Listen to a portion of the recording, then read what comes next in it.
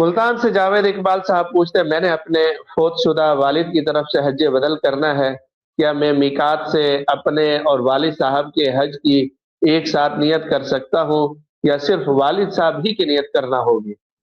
اگر آپ نے اپنا فرض حج ادا کر لیا تو اب آپ کے لیے دو صورتیں ہیں۔ ایک صورت تو یہ ہے کہ آپ اپنے حج کی نیت کریں اور ایصال ثواب کی نیت کر لیں والد صاحب کے لیے، آپ کو حج کا ثواب آپ کو بھی مل جائے گا اور والد صاحب کو بھی پہنچ جائے گا۔ اور دوسری صورت یہ ہے کہ اگر والد صاحب پر حج فرض تھا اور انہوں نے وصیت کی تھی تو پھر ان کے لیے حج بدل آپ کریں، تو پھر آپ والد ہی کی نیت کریں گے، اپنی نیت نہیں کریں گے۔ اور اگر انہوں نے وصیت نہیں کی تھی تو پھر آپ اپنے مال سے اگر حج ادا کرنا چاہتے ہیں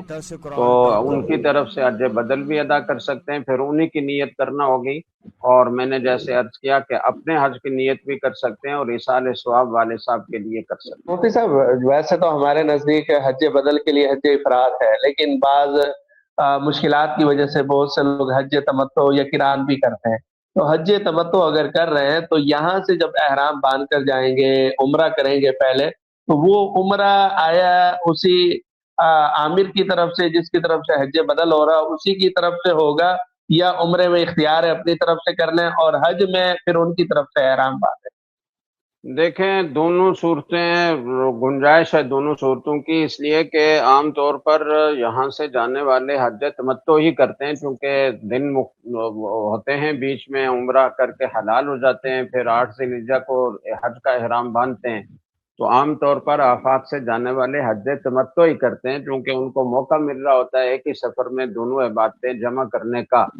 اور یہ چیز اتنی معروف ہے کہ کسی عامر نے اگر مطلق حج کا حکم دیا ہے تو بھی وہ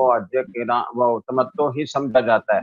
تو اس لیے وہ جس کی طرف سے کر رہا ہے دونوں چیزیں اس کی طرف سے کرے تو بھی ٹھیک ہے۔ اور اگر ایسا کرتا ہے کہ وہ صرف حج افراد یعنی حج کسی اور کی جانب سے کر رہا ہے، عمرہ اپنی طرف سے کر رہا ہے، تو اس کی بھی گنجائش ہے۔ سوشل میڈیا پر سب سے قدیم اور سب سے ریلائبل برانڈ درس قرآن .com